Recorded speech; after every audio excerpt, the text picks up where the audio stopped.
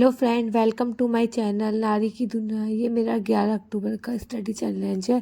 मैं आपको बता दूं, जो मेरे चैनल पे नए हैं, मैं DT+B PRT की तैयारी कर रही हूँ। मैं एक हाउस वाइफ हूँ और साथ साथ मैं टीचिंग एस्पिरेंट भी हूँ। मैं करंटली DT+B PRT की तैयारी कर रही हूँ। इसके अलावा भी मैं सारे टीचिंग एग्ज़ाम दूंगी। इसके अलावा मैंने KVS का रिटर्न क्लियर कर रखा है। ये जो व्लॉग 11 अक्टूबर का है, तो उस दिन अष्टमी थी। तो सबसे पहले मैं सुबह सुबह उठ के कन्या पूजन के लिए खाना बना रही हूँ और उसके बाद अपने टारगेट अचीव करने में लग जाऊंगी। मैं डेली अपने आप को टारगेट देती हूँ। ये मेरे 21 दिन का चैलेंज चल रहा है और इसका ये 14 डेज डे है। तो बहुत सारी लड़कियां होती हैं कि वो शादी के बाद टाइम मैनेजमेंट नहीं कर पाती। नई फैमिली, नए घर में पहली बात तो खुद को एडजस्ट करना और उस नए एडजस्ट करना, और उसके बाद सबसे बड़ा कि पढ़ाई करना। बहुत बड़ी बात है कि नए घर में एडजस्ट करना, पढ़ाई करना और पढ़ाई के लिए स्टैंड लेना। अगर आप पढ़ाई के लिए स्टैंड ले रही हो तो वो ही सबसे बड़ी बात है कि आप लोग पढ़ाई के लिए स्टार्ट ले रही हो।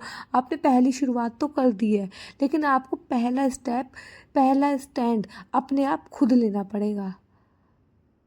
बाद में आपकी लगन देख के, आपकी मेहनत देख के आपके परिवार वाले एग्री हो जाए, वो अलग बात है, लेकिन पहला स्टेप आपको खुद लेना पड़ेगा।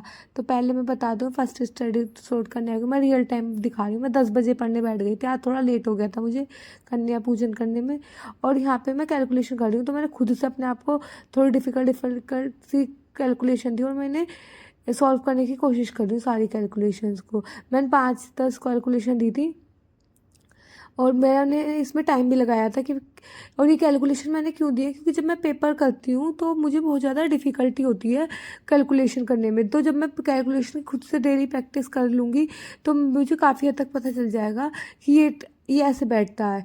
और मैं साथ साथ टेबल भी लर्न कर रही हूँ। मैंने 30 तक टेबल लर्न करने का सोचा है, तो अभी मैंने 23 तक तो कर लिया लर्न और 24 का भी कर लिया। और अब आगे के मैं कंटिन्यू करूँगी। डेली मैं 1 या 2 ही कर पाती हूँ, क्योंकि टेबल लर्न करने में आगे की बहुत दिक्कत होती है। उसके तुरंत बाद ही मैं सेकंड स्टडी स्लॉट करने लग गई थी।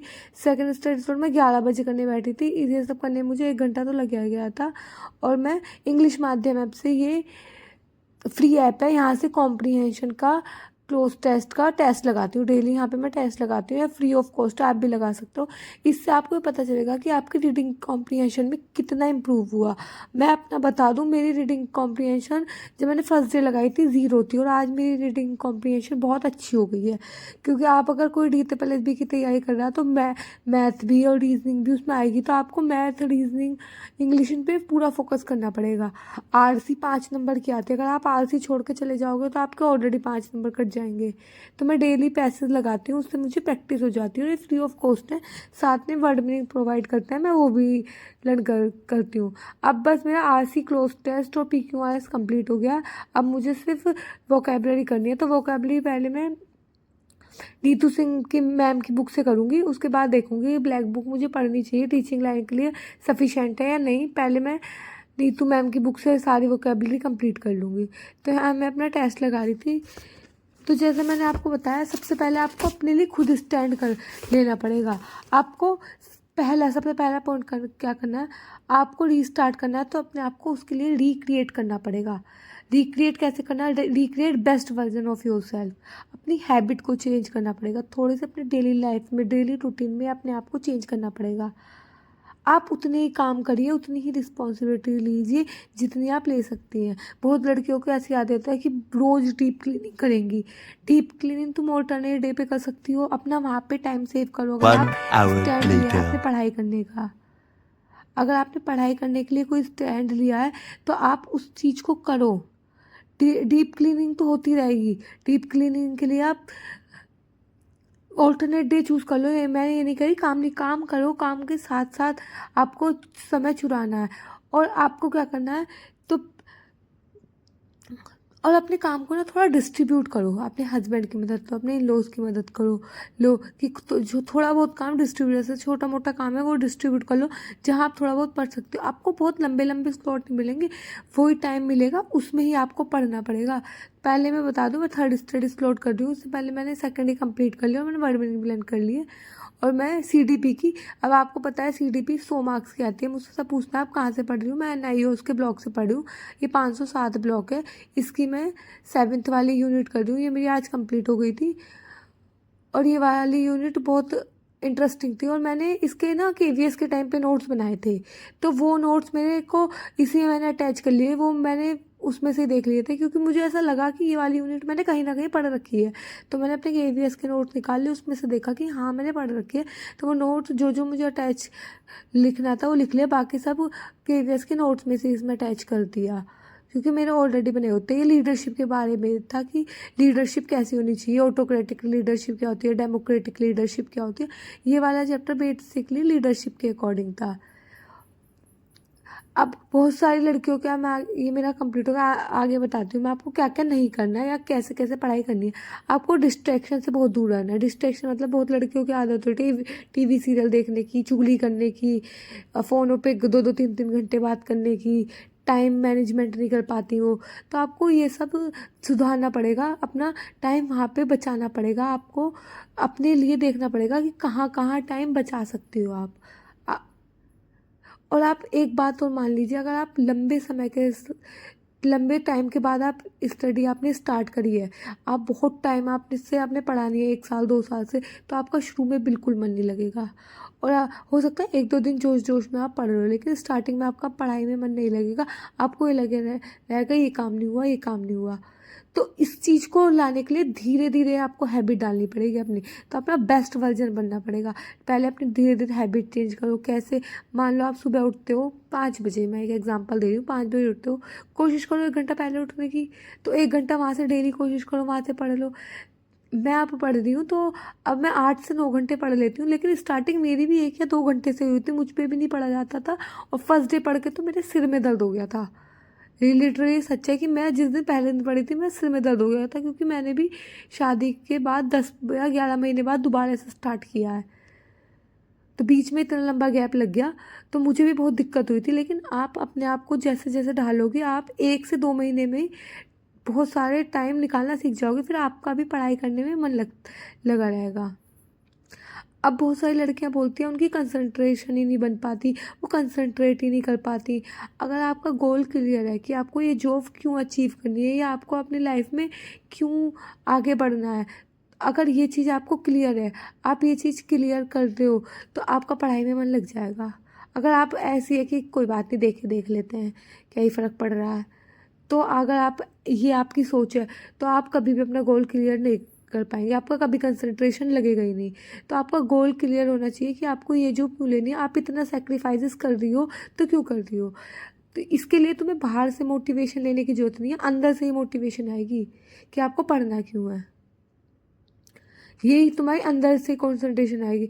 अब एक चीज़ और, आप सुबह से क्या काम कर रही हो उसको एनालाइज करो कि तुमने कहाँ पे टाइम वेस्ट किया। जैसे मैं करती हूँ, मुझे यहाँ टाइम मैं बचा सकती थी, तो उस चीज़ से आपकी मेमोरी भी शार्प हो गई कि कहाँ कहाँ आप टाइम बचा सकती थी। घर पे मतलब बहुत लड़कियों की आदत होती है 2-2 3-3 घंटे घर पे बात करती है, तो उसे कम कर लो, 1 घंटे पे ले आओ। और तो अपना देखो सुबह से शाम तक आपने रूटीन क्या फॉलो किया है।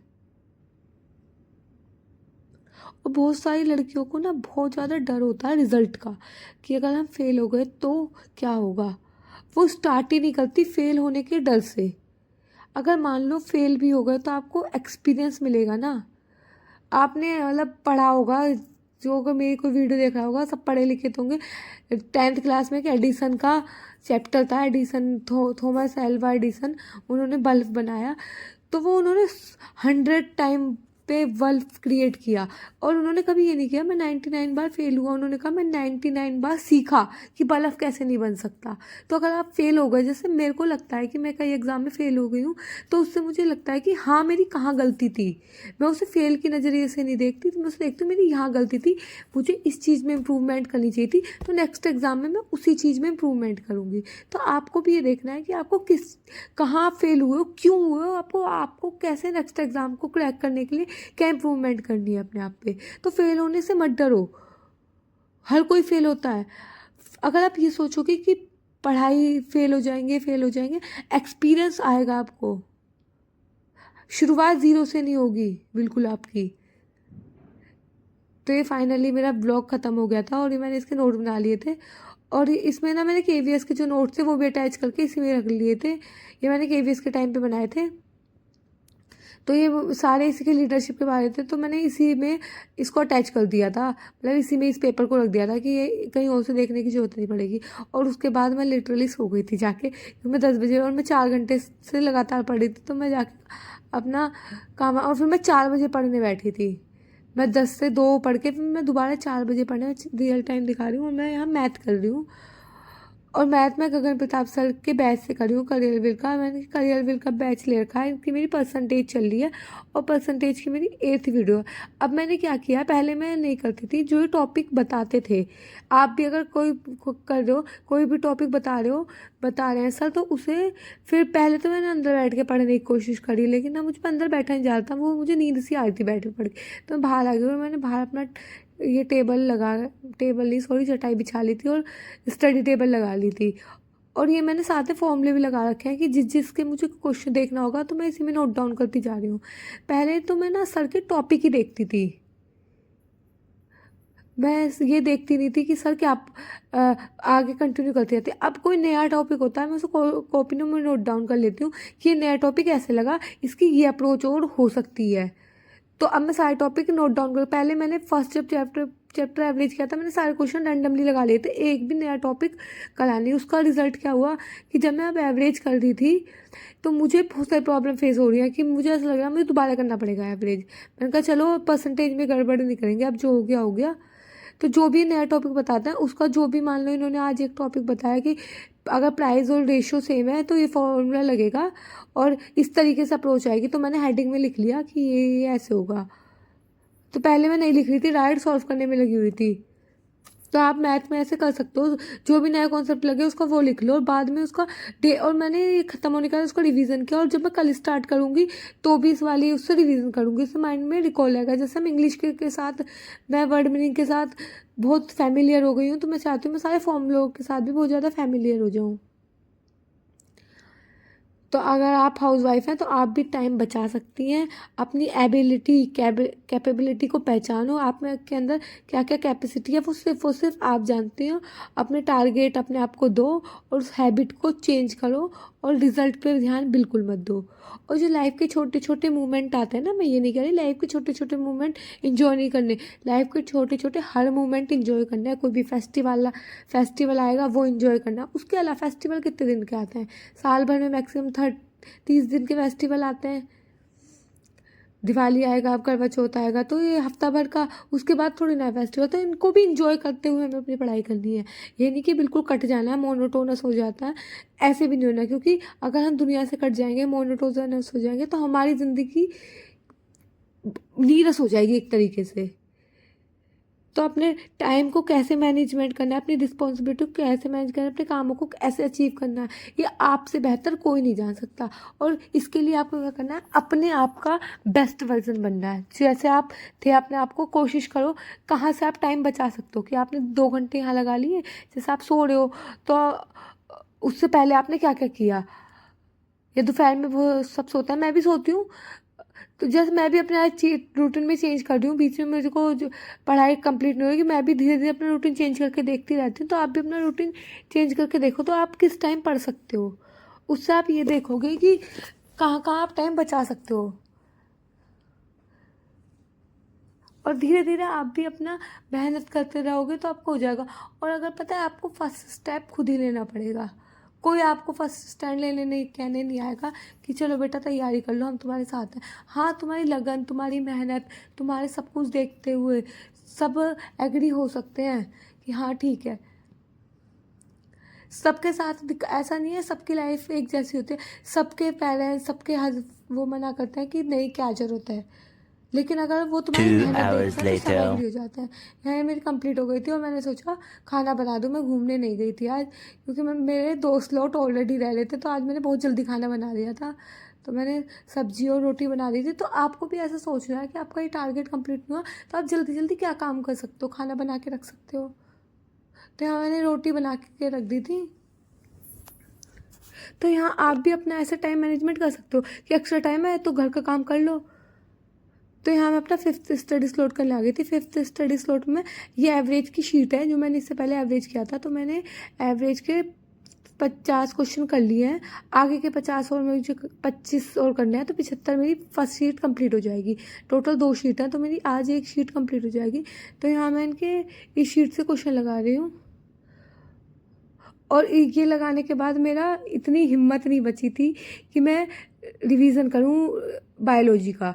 मैंने आज रिवीजन भी रखा था कि अगर मुझे टाइम मिल गया, क्योंकि रिवीजन जल्दी हो जाता है, तो मैं रिवीजन कर लूँगी। लेकिन मुझे इन क्वेश्चनों को करने में टाइम लग गया, क्योंकि मैंने फॉर्मूले लिखे नहीं थे इनके।